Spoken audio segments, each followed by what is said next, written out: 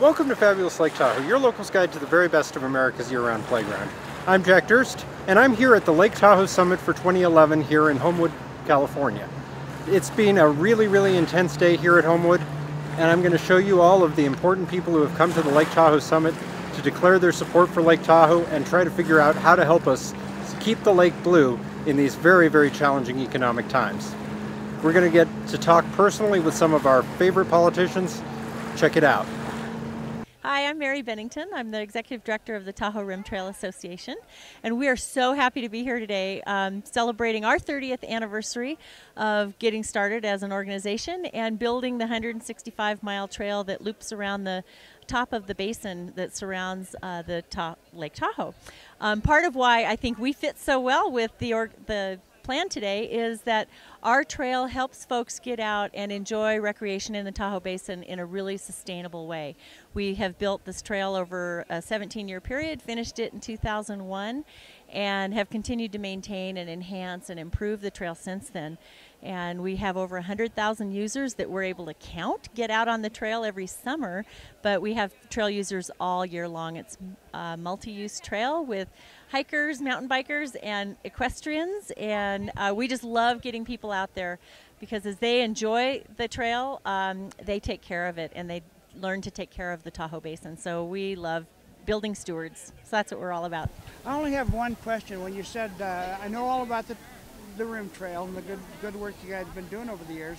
When you said in a sustainable way, does that include any conversation with them or literature or something on like leave no trace while they're out there, or does it go beyond that? Absolutely. We actually run classes on leave no trace. All of our public hikes and our crew, our construction days, we always encourage leave no trace ethics and do a lot of work with school groups and youth groups to try and teach that ethic at the young age, so when they get out there they really understand what it is to be out in the wild and take care of this place and not leave a bunch of trash or impact the area by creating a new campsite, but use places that are already there, camp on durable surfaces. You know, don't create side trails that are unsustainable, stay on the main trail, because we build it so that it doesn't create a lot of erosion and impact the lake.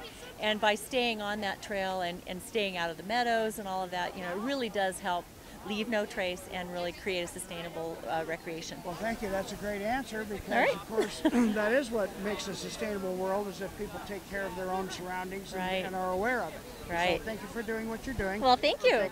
Hi, I'm Mary Bennington from the Tahoe Rim Trail Association, and you're watching TNTV. Michael, appreciate it. Appreciate the money. And now Jared Blumenfeld is the regional administrator for the Environmental Protection Agency of the federal government. He previously served as director of the San Francisco Department of Environment for 8 years. He's going to be signing the Lake Tahoe total maximum daily load that you have heard so much about this morning, that will set us on a course to hopefully restore Tahoe's historic clarity. A decade of research has gone into... Good morning, ladies and gentlemen. We'd like to begin, and I really want to welcome everyone to this very special 15th summit, believe it or not. I want to begin by thanking our host, Art Chapman, and a number of other people, but Art has really been superb. And I know I came by on Saturday and I said, I see nothing here, what's going to happen? So Sunday, the same thing, and here we are Tuesday, and it's all set up. So Art, thank you for your graciousness, your hospitality, and for hosting this event. Now, this is the first time in 15 years that we have had the governors from both states and senators from both states here at this summit.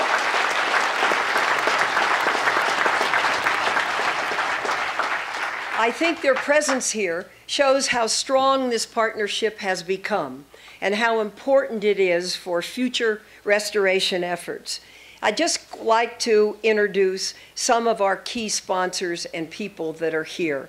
The sponsors are the Tahoe Fund, which I will explain later, Homewood, the Tahoe City Public Utility District, the South Tahoe Management Association, the Truckee North Tahoe Transportation Management Association, Heavenly Mountain Resort, the League to Save Lake Tahoe, the Tahoe Regional Planning Agency. We're the Tahoe Regional Planning Agency. We're here at the 2011 Summit, just recommitting all the agencies in Tahoe to the environmental protection, the restoration projects that happen here every year since 1997. We've had a really big year with a lot of legislative action surrounding Tahoe and all of the restoration projects that have been happening. We're really looking forward to this year's event to reinvigorate the commitment that all the agencies up here share to restoring Lake Tahoe and getting us back to that historic level of clarity.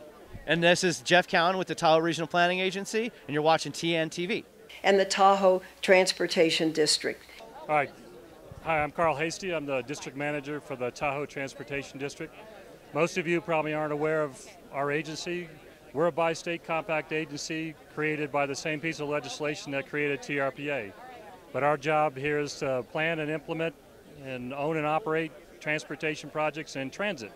And the display you see behind me is a series of those projects that we're working on right now to make Tahoe a better place. Our interest is looking to make Tahoe more walkable, bikeable, transit-friendly, and make a difference for both the community, the economy, and the environment. So we look forward to working with you in the future and look for your support with these projects. Thank you. As well as sustainable community advocates. All of them have done something to make this event possible. Please give them a big round of applause.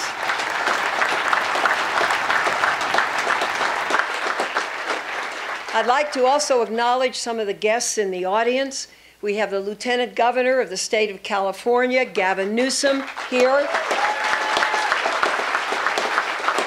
Marcia McNutt, the director of the U.S. Geological Survey. Where are you, Marcia? Hello, I'm Marcia McNutt. I'm the National Director of the U.S. Geological Survey. I'm really pleased to be here at the Tahoe Summit. The U.S. Geological Survey is a science agency within the Department of the Interior. We have been involved in Lake Tahoe issues for a number of years, and we're very pleased to bring our science to bear on the many environmental issues which face Lake Tahoe.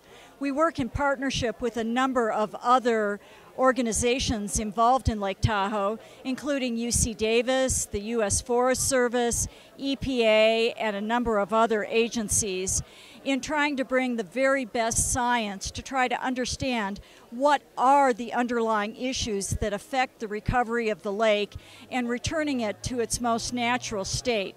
For example, we've been involved in trying to understand what issues affect water clarity and water quality, what issues affect the invasive species which are getting a foothold on the lake, and how we can best eradicate those invasive species.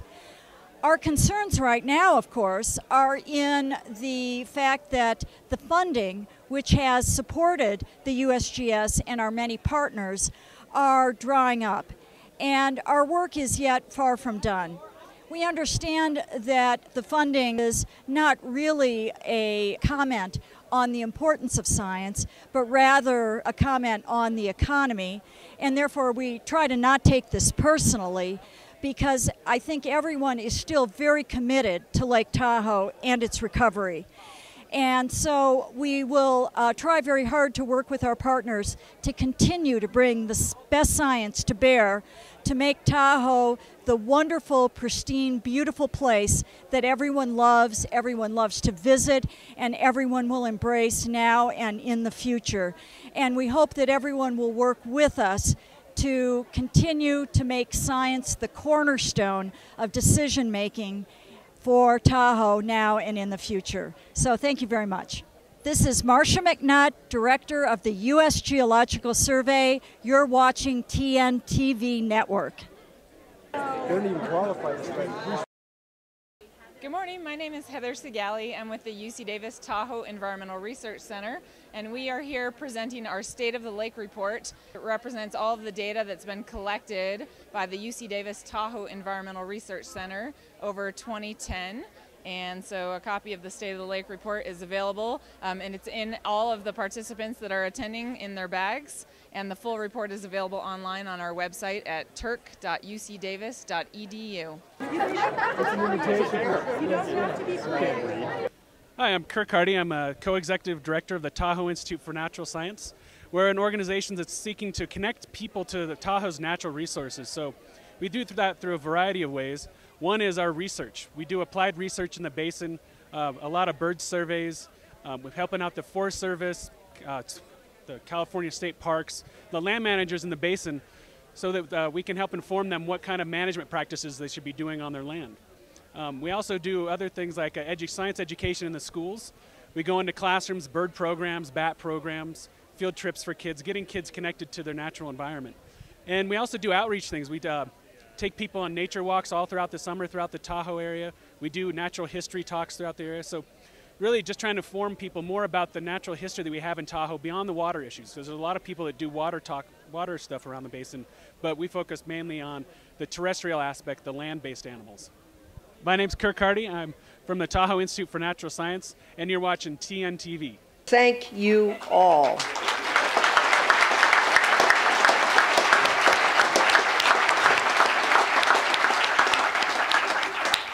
Let me tell you a little bit about what we've been doing. Yesterday, we had about 3 dozen of the stakeholders of this region. Some United States government, some state of Nevada, some state of California, and community activists get together for a discussion. We met at the south end of the lake. We heard from Ms. Marchetti and the Tahoe Regional Plan. We heard from Jared Blumenfeld of the EPA. We talked about some of the major problems and advances facing the lake. The two governors then met, Governor Brown, Governor Sandoval, to discuss how they could collaborate together further, and I'm very happy to say that that was a very positive meeting. Last night, we began a major effort to raise private sector money through the Tahoe Fund right across the street at the West Shore in what was a beautiful, beautiful evening. And I'm very proud to announce that that raised $200,000 to help. This is the 15th summit, as I've said. The series began in 1997. When Majority Leader Reid had an idea and brought President Clinton and Vice President Gore to the lake. And that provided the stimulus to launch a major effort to restore this great lake. We pledged ourselves to keep the basin pristine, to try to keep the lake's waters as clear as we could, its trees from being burned, to restore its streams and prevent erosion into the lake. 97 was a pivotal year for Tahoe. And now, 15 years later, I think 2011 will prove to be another defining year. This is the final year of federal funding from the Lake Tahoe Restoration Act, which I'll speak about in a moment. And we're facing great economic uncertainty throughout our country, on federal level, on state level, on local levels. These strains on government, on businesses, and on families make the partnerships that we're able to create here even more important than they have ever been. And so I hope we leave here today re-energized. We have had some new challenges in this time. We have seen invasive species come into the lake. We have seen quagga mussels, Asian clams, milfoil. We've had a setback this past year on water clarity. Just as the lake has risen 3 feet, its clarity has declined by 3 feet. So why? Yesterday we heard it was small particles of sediment entering the lake, allegedly from the more urban areas. Transportation needs loom larger, and catastrophic fire remains a deep concern. How to protect lives and property of people who love this basin. We have many accomplishments. Let me mention some of them. We have spent $1.55 billion to restore Lake Tahoe in the past 10 years. We have carried out 366 projects. We have installed erosion control measures on 501 miles of roadways throughout the Tahoe Basin. We have treated 45,000 plus acres, that's 70 square miles, of hazardous fuels in forests near homes, businesses, and communities. That's an area the size of San Francisco. We have restored 24 square miles of wildlife habitat all around the lake, from the lake shore to its highest points. That's an area larger than New York's Manhattan Island. And we have added 2,500 linear feet of shoreline for public access all around the lake.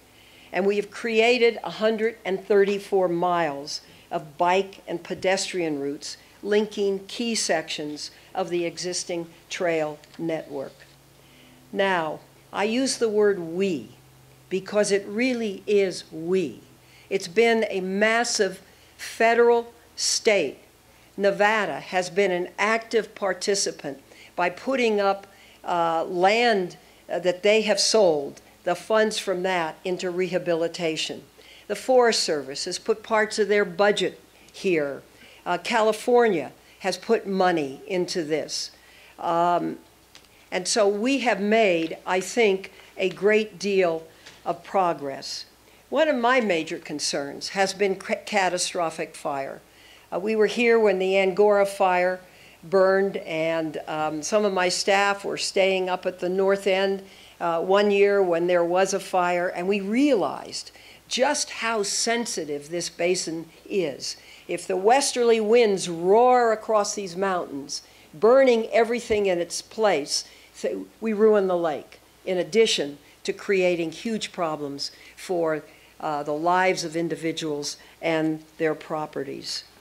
So wildfire and the creation of defensible space around homes has been a major priority. And I'd like to introduce to you the fire chiefs around this Great Lake who have instituted these defensible space programs that have been so successful. Chief Mike Brown of Incline Fire, Great Tie. Chief Lorenzo Gigliotti of South Lake Tahoe Fire. John Pang of Meeks Bay Fire. Hi, John. Great Tie, too. Wow. Hi, I'm John Pang. I'm the Meeks Bay Fire Protection District Fire Chief, right down on the West Shore here.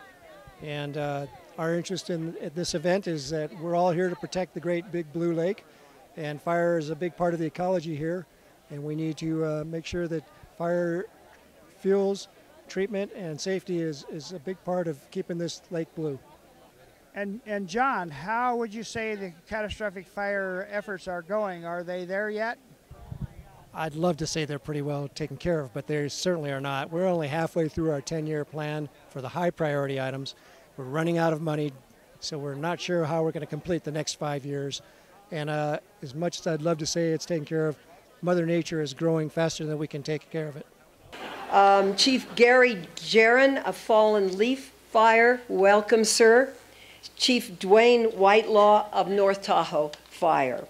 Dwayne represented the fire chiefs at the stakeholders discussion yesterday, and I'm sure he can fill you in more on fire defense as well. Thank you. A big round of applause. I forgot. For you. I think many of you recall the bill that the two senators from California and Senator Reid introduced with Richard Bryan, who was then senator from Nevada, in the year 2000. That law authorized $300 million for Lake Tahoe projects of federal monies.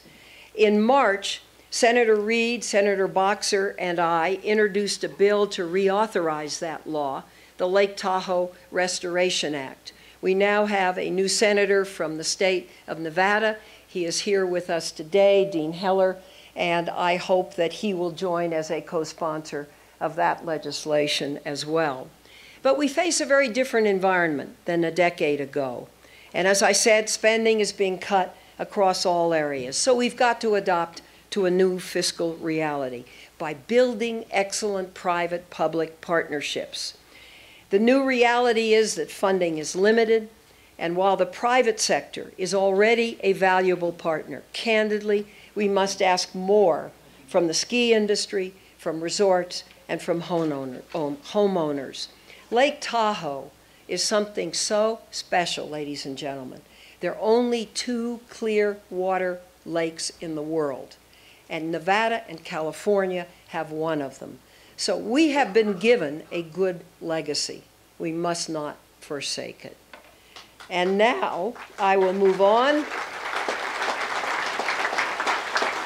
I would like to introduce our next speaker, California Governor Jerry Brown. And during his time in Sacramento, as an elected official and in several capacities, he's been a champion for the environment.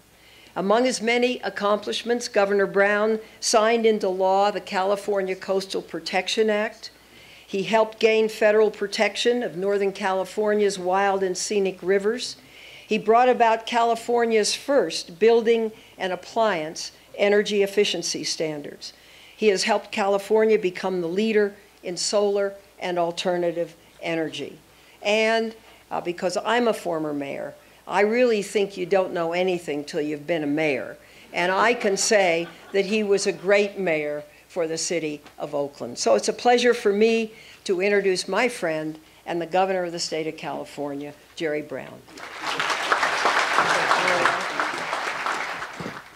I just want to talk about the lake, about all of us together, and about how we have to collaborate to preserve the incredible splendor of Lake Tahoe. And it's not going to be easy.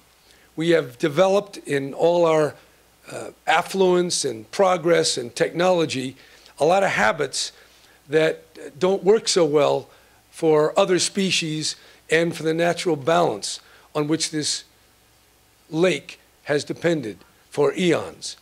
It's well to note that the first peoples who came to Lake Tahoe were here about 10,000 years ago.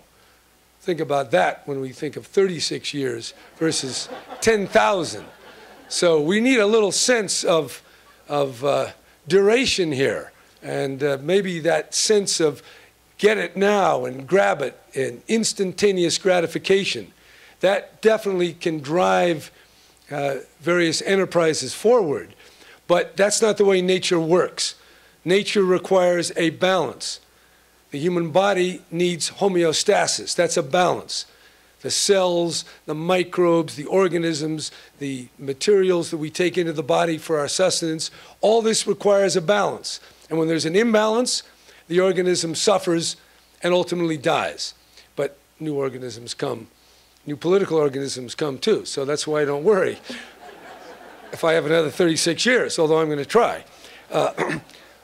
But the lake itself is going to require investment, and not just private investment, but it takes public investment.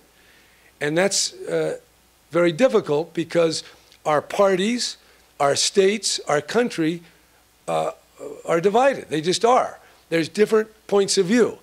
Now, as we try to come to decisions about what kind of collective public investments we make, we have science, we have research, we have some things we call facts, although even the facts are disputable. But after we get as best science we can, we still have to come down to our values, our sense of the good, our sense of life itself.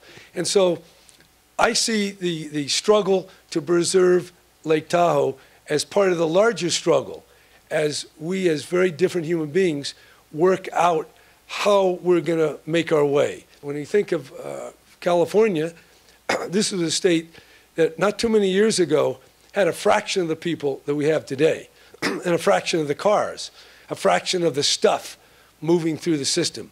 So as we discuss the particular steps that have to be taken, we ought to see this as part of the larger undertaking that we as Californians, as Nevadans, as Americans, as human beings, have to embark upon. We're in a very exciting time, a lot of risk, a lot of danger.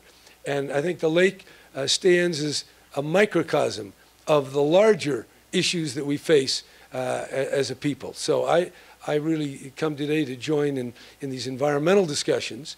And just to get to the practical point, we want to build stuff and we want to plan. Now, if we plan too much, we're never going to build anything. And if we build too much, we're not going to have very good plans. So somehow we got to square that circle, and we have to have the builders and the environmentalists, like the lion and the lamb, lie down together and somehow come up with a game plan that will keep Tahoe economically and environmentally sane, sound, and sustainable. Plan that the governor spoke of will be the Tahoe Regional Plan that is being done by the Tahoe Regional Planning Agency, and it is due out the end of 2012. We all hold them to that deadline. As the governor spoke, it is extraordinarily important that there be a roadmap, that people have some certainty about what is going to happen with this lake. Now, the governor of Nevada has dedicated his career to public service, and he knows a great deal about the lake. After receiving his law degree, Brian Sandoval served as Nevada's at-large member of the Tahoe Regional Planning Governing Board. But it is a privilege to be here. I do want to make some acknowledgments before I get into my formal remarks. I had the remarkable experience of coming over here this morning on the Thunderbird yacht from the Whittle Estate. And it is, I guess, majestic is the best word that I can describe for that boat. I want to thank Bill Watson and Joan Gibb for hosting us and the crew of the Thunderbird. It truly was a once-in-a-lifetime experience. But it is my pleasure to attend this Tahoe Summit. As the Senator mentioned, I did once serve on the Tahoe Regional Planning Agency. I've been coming to this lake since I was a little boy in 4th grade to the 4-H camp, which is on South Lake Tahoe. That is really what ingrained in me how important it is to preserve the beauty of Tahoe. It's an honor to be here with Senator Feinstein, with Governor Brown, with Senator Reid, Senator Heller. It is, I believe, a historic event for all of us to be together in one place one day. We did have an opportunity yesterday after that luncheon to sit in a room and begin discussions. I probably will overuse the word today, remarkable, but it was a great conversation. Both the governor and the senator used the word collaborative, and I think that's an apt word because we are going to work very, very well in the future. As the senator mentioned, earlier this summer I had an opportunity to tour a significant portion of the east and north shore of Lake Tahoe with Department of Conservation and Natural Resources Director Leo Drozdoff. And Leo, where are you, Leo? I thought I saw you over here. You know, I think you deserve a big hand for the commitment that you've made to Lake Tahoe and the hard work that you've put into this summit. I very much admire and respect your commitment and your willingness to work across state lines and with my office as well. Thank you very much, Leo.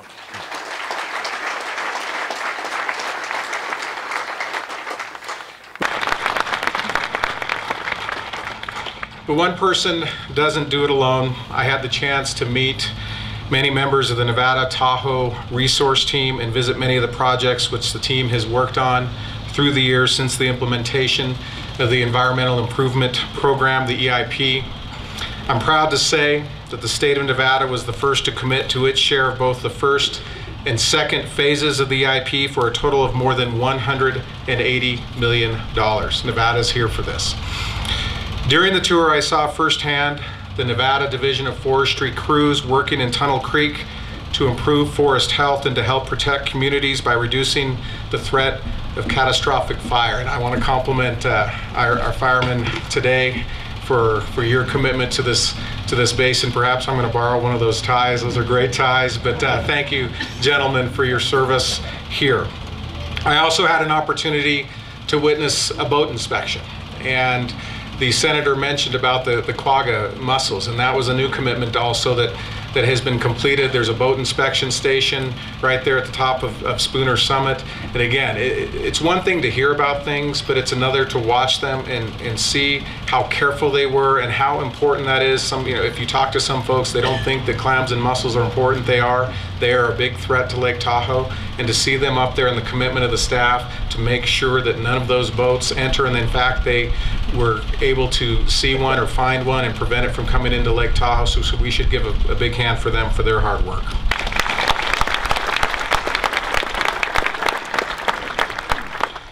I also had the chance this summer to meet with agency partners and members of the private sector who are committed to infrastructure redevelopment in the basin's urban centers. These infrastructure updates are a necessary part of addressing many of the challenges in meeting water clarity targets. We now have a plan that will enable us to more clearly focus our efforts to restore Lake Tahoe's famous water clarity. It is known as the Lake Tahoe TMDL, or Total Maximum Daily Load. The Tahoe TMDL represents many years of effort, an unprecedented collaboration resulting in groundbreaking determinations and scientific breakthroughs. Many of you who are here today played a very key role in this major accomplishment, and I think we should stop at this point and also acknowledge all of that effort and all of that investment, because I think everyone is recognized, and we talked about this yesterday, is the biggest threat to clarity now is the arrival of that sediment into the lake. So this TMDL is a very big deal. Thank you. Now there's one more issue that I want to go into. I'm very proud to recognize the fact that Nevada jurisdictions in the Nevada private sector have been leading efforts in the basin to implement public-private partnerships to improve Tahoe's clarity.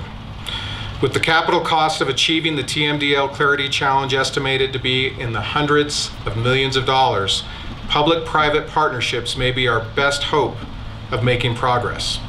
I want to talk about one project that's an example of this collaboration. It is the Lake Village EIP number 679, Phase 2, led by Douglas County. In 2005, a local Nevada business, Sierra Colina, initiated the project by privately funding an engineering study. This public-private project will remediate severe erosion and drainage issues along Lake Village Drive and State Line, which caused significant sediment transmission and extensive flooding on Highway 50 during storm events. Private parties have donated their private land for public stormwater treatment facilities. The resulting system will treat both Lake Village Drive public stormwater runoff and Sierra Colina's own runoff from its future lead green residential neighborhood of deed restricted and market homes. And upon its completion this fall, this one environmental improvement project in Douglas County's estimation will reduce sediment loads into the lake by over 74 tons per year. And I want to recognize Gail Jaquish and Steve Kenniger for your commitment to Lake Tahoe. Give them a big hand.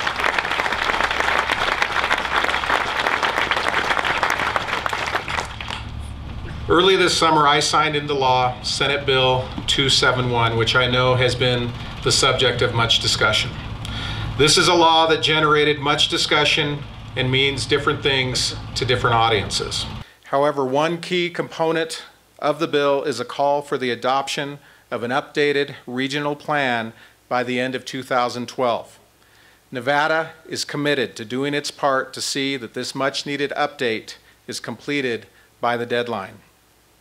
The basin needs a regional plan that not only sets a framework for success in achieving the water clarity targets outlined in the TMDL, but also creates an environment of certainty for homeowners and private sector investment. I firmly believe that it is essential and achievable to develop an updated regional plan that provides the opportunity to invest in Lake Tahoe community infrastructure while still improving the environment. And I have no doubt that working together, we will be able to report back at next year's summit that significant progress has been made on an updated regional plan. In closing, as I mentioned, we've already begun a cooperative and collaborative process between the states. Again, I want to compliment Governor Brown and Senator Feinstein. We were already talking about myself visiting Sacramento and meeting with legislators, and Governor Brown coming to Carson City to meet with our legislators. I think the best is yet to come.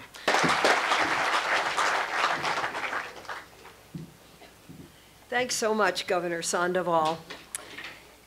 If I had to have one phrase to describe the next speaker, it would be never sell him short. Reid is the majority leader of the United States Senate. He presides over the Democratic caucus. We, unlike Republicans that tend to come together much more easily, we are a large, fractious caucus. And I suspect he has to drink his share of milk of magnesia after he finishes one of the meetings. But I have never seen him lose his cool. I have seen his staying power, his drive, his motivation, and his ability to be effective now for a long, long time. So I appreciate him. It's a delight for me to be able to work with him. And I'd like to indicate that he has to leave directly following his remarks for a funeral. But give him a big round of applause and please warmly welcome him.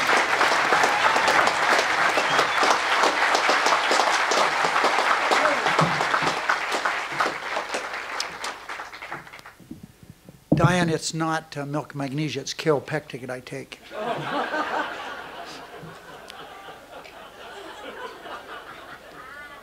I appreciate the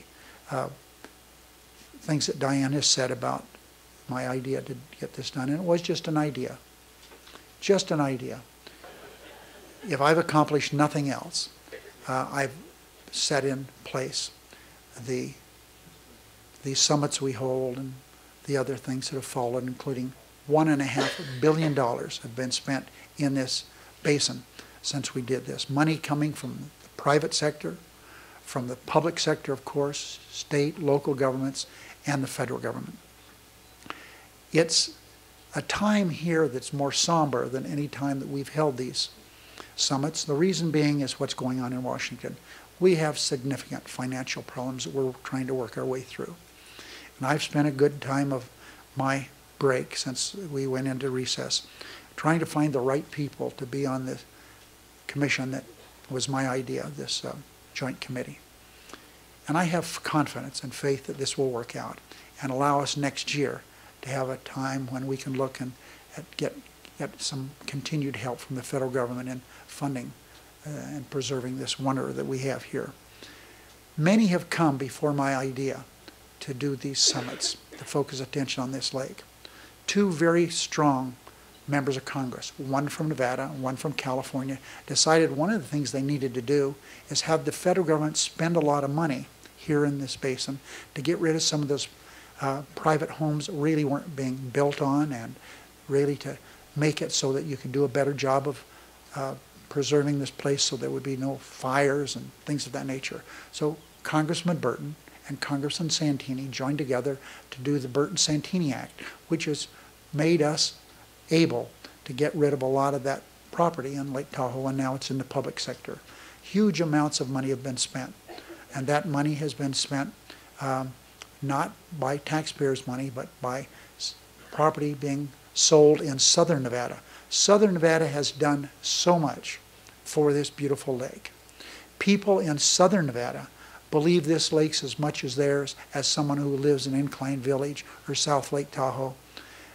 They do that, and they've put their money where their mouth is, selling land in southern Nevada for the purpose of doing good things environmentally around the state of Nevada. But a significant amount of that money, significant amount, to the tune of $300 million has come directly to Lake Tahoe. The bond issue that was passed to have Nevada do its share of public financing of this preservation of this lake came as a result of a heavy vote out of southern Nevada.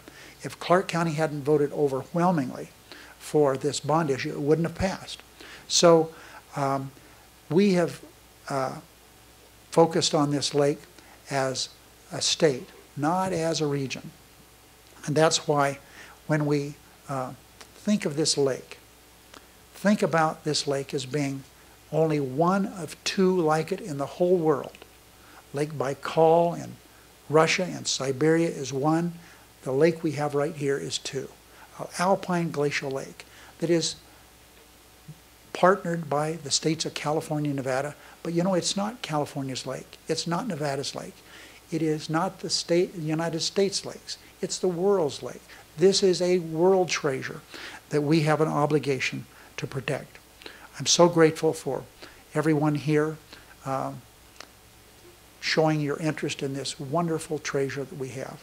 And I'm so thankful that we're going to work this next year, come back next year and have not a somber event where we're really struggling for money, but a celebration, looking forward to having the plan completed at the end of next year and looking forward to many, many years of continuing with this lake. Remember, the work that we've done with Burton Santini, with the Tahoe Regional Planning Agency that has been created, it's all been imperfect work, but it's been good work.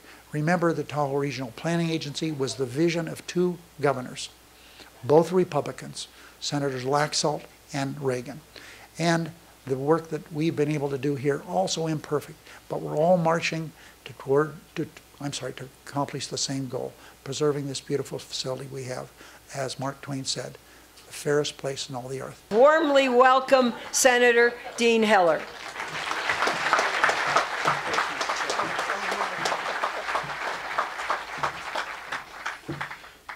There's a saying back in Washington, D.C. If you drive into work and you see the globe, you see the Capitol building and you see that dome and it no longer impresses you, especially at night when you see the lights, turn your car around and go home because you're done. You know, I think the same way of Lake Tahoe. I don't care what summit you come over. You look into this basin and that doesn't impress you, it's time to turn your car around and go home, because this is an incredible place.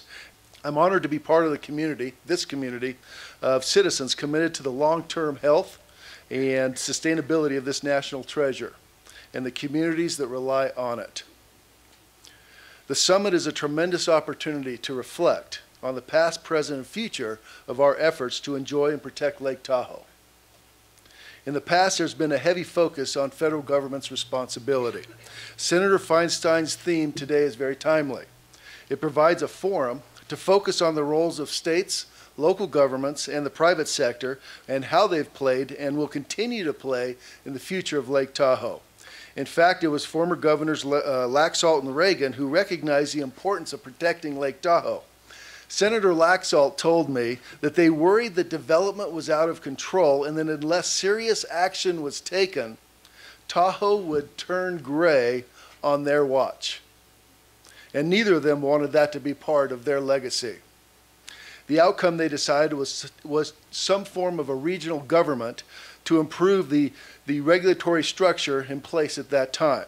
That decision started us down the path to protect the clarity of the lake and to approach the challenges from a regional perspective.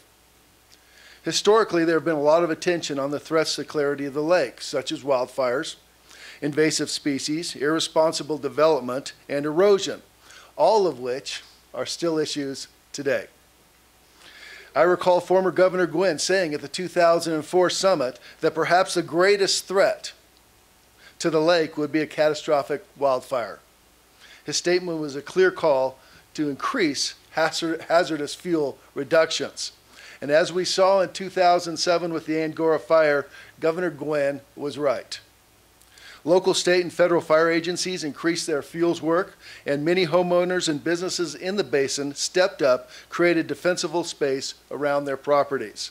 Today, perhaps the greatest danger to Tahoe is the threat of aquatic invasive species, like the quagga mussel being introduced to the lake. All we have to do is look at Lake Mead in southern Nevada and see how a devastating quagga mussels would be to Lake Tahoe. I commend the states, all the partners and stakeholders in the basin for working together on an aggressive inspection program that have prevented this from happening thus far. But of course, we have to stay vigilant. Significant progress on this and other issues have been made over the past several years, largely due to the steady funding sources derived from the Southern Nevada Public Lands Management Act, and as we all know, called SNPLMA funds. The real estate boom in Southern Nevada brought more funding to SNPLMA than anyone thought possible, which led the Nevada congressional delegation to amend the act to fully fund the federal responsibility to the EIP programs in the basin. As a result, about $300 million were generated in Nevada that have been dedicated for basin-wide fuels and erosion control projects, invasive species control, travel management, as well as many other projects. And I think that's absolutely remarkable. Unfortunately, as Nevada's economy has struggled, it has also impacted SNPLMA funding, which is no longer a viable long-term funding option. I want to commend the states for their continued dedication to Lake Tahoe, especially in light of the continuing fiscal challenges we are facing. Local governments, fire agencies, businesses, private citizens who have also sacrificed and stepped up to the plate to do their share. Our budget situations means we're facing a new reality where we're going to have to be creative and prioritize where limited funds will be spent. Put simply, we have to learn to do more with less. A large part of the new reality will be taking a hard look at the Tahoe Regional Planning Agency and how it functions. As many of you know, the Nevada legislature recently passed, Governor Sandoval signed a bill that would set certain benchmarks and changes that Nevada wants to be made to get the agency back to its original purpose. As a former chairman of that agency, now is the time to reevaluate the purpose and goals of the agency, prioritize what really needs to be done in the basin, and focus on that. We also need to consider returning some of the regulatory authorities back to the counties and local governments where the needs of the citizens are best served. Like Senator, thank you. Like Senator Laxalt told me, that was the intentions all those years by him and Governor Reagan. Let the planning agency focus on Lake Clarity, leave the regulation of the basin to the state and the counties. We're at a crossroads, but with progress that has been made over the last few years, and with dedicated public and private leaders here in this basin, the states and Washington, D.C., I know that we are up to the task. Again, I appreciate the opportunity to spend a few minutes with you. I want to thank Senator Feinstein for her leadership on this year's summit. I want to thank all my colleagues in the Senate, especially the governors, for their cooperation and working together. And I think we will get real things, good things done here in this basin. Thank you very much. And now Jared Blumenfeld is the regional administrator for the Environmental Protection Agency of the federal government. He's going to be signing the Lake Tahoe total maximum daily load that you have heard so much about this morning, that will set us on a course to hopefully restore Tahoe's historic clarity. On the way in, there was a great exhibition of children's artwork. I have a 12 and a 10-year-old. They can't get enough of Lake Tahoe, but they weren't as eloquent as one of the children that had a picture of Lake Tahoe and the word serene. And to me, keeping Lake Tahoe serene means many different things. We've heard about the fire protection and defensible land. We've heard about invasive species. The part that EPA deals with is lake clarity. So lake clarity, as we heard, there's only two places like this, Lake Baikal, which is really very, very far away. None of us, I've not met anyone who's been there. Oh, two people, of course. Right. This is a very accessible place. That accessibility has led many people, Rochelle and others, the iconic Keep Tahoe Blue logo was something that really was something that galvanized many, many people around California and the rest of the country. 10 years ago, the reason people thought Lake Tahoe was getting less blue was because of algae. EPA and many of the people seated next to you has spent 10 years and $10 million of science dedicated at the effort at looking at why is Lake Tahoe clarity diminishing. So we thought it was algae. Algae actually is about 25% of the problem. The rest of the problem is very, very fine particulate matter. It's actually so fine it's thinner than a human hair. And the senator was asking me yesterday, what's the difference between that and normal dust? Normal dust, the sediment just drops to the bottom of the lake. It doesn't impair the quality of the clarity. This year, the UC Davis team came out with their State of the Lake report. This is the worst year, unfortunately, of lake clarity since 1997, which was the worst year. We're at 64.4 feet. So we have a lot to do, but we know what we can do. That's the importance of science. Science gives us that roadmap. I like to call it a diet for Lake Tahoe. What we are setting out here, and the two governors and I will sign, is that roadmap for the next 65 years. And so many of us may not be here to see 100 feet of lake clarity, but many of the kids will. So this is really an event for them.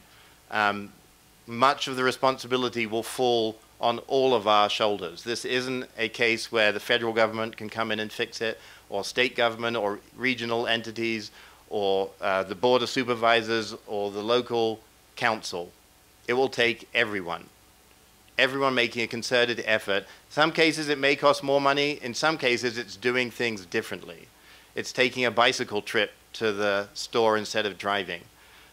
It's saying, you know, finally in South Lake Tahoe, we want to have a storm drain and a curb and a sidewalk like other cities. All those things will help what we need to do. But we need to be flexible. We need to listen to local government. And we also need to listen to the Washoe tribe. So we consulted with the Washoe on this TMDL. They said, this is a great first step. We'd like you to be even more protective of the waters that serve us for all these thousands of years. So every single year, the goal between now and the next 65 years is to get half a foot of clarity back. So every 2 years, 1 foot. And we have very concrete goals and measures of accountability to get us there. This document really relied on all of you. There's probably very few of you who weren't involved in the last 10 years in making this happen. So it really is a momentous occasion. And many people said, are we done now? And the answer is, this is just the beginning. This is the beginning of implementation. Some of that's already begun. Harold and Leo and many of the people that have already been acknowledged have spent years saying, this is what we need to do. Could EPA get with us? The state of California and the state of Nevada have done this together. So when you heard the two governors talking about what they could do together, this is a great example of that action. So the two documents that will be signed today are mirror images of each other because the lake is in both Nevada and California. We need to continue working with all of you to make sure that what we're doing is cost effective. Placer County and Jennifer here did a report saying, what is the most cost effective way of reducing this fine particles? And is it building a collection system and a treatment system for stormwater, or is it buying HEPA filters and more advanced street sweepers for around the lake? It turns out it's 20 times cheaper to do that. And before we have the signing, I'm going to do, it worked pretty well yesterday, except Senator Reid spilt most of the dust on him. So today so actually last year I got this from Washoe County. They've already invested in these street sweepers, and it's very, you can see it because there's so much of it, but it's incredibly, incredibly fine particles of dust. And then yesterday when we were at Senator Feinstein's lunch, we got the opportunity of getting some lake water, and this is my remedial magic trick. So as you can see, it stays pretty much clear, but the water in Lake Tahoe moves a lot. Wind blows it, there's currents, and so it starts moving around, and soon you can't see through it at all. So this is the challenge that faces us. A very, very teeny bit of dust, of this very fine particulate dust, can cause a great deal of disclarity in the lake. So the plan we're setting out for the next 65 years, some people said, is 65 years too long? We need it sooner. This isn't a very aggressive target. And just for all of you, when you think back, there's not always going to be a direct correlation between the reduction in the amount of fine particle and the amount of clarity. Sometimes there'll be a gap of a few years, sometimes a gap of even more time. But we need to see that line in clarity going up, and that's what we will do today. So today we're signing I'm going to read it before we sign it.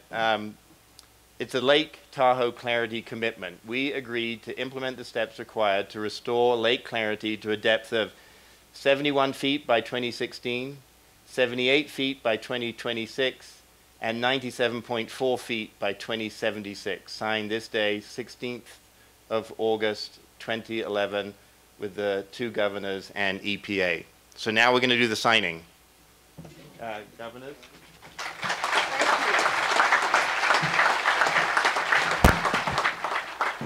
So stay tuned to Fabulous Lake Tahoe and Tahoe Network Television. Thank you, and keep Tahoe blue. Bye.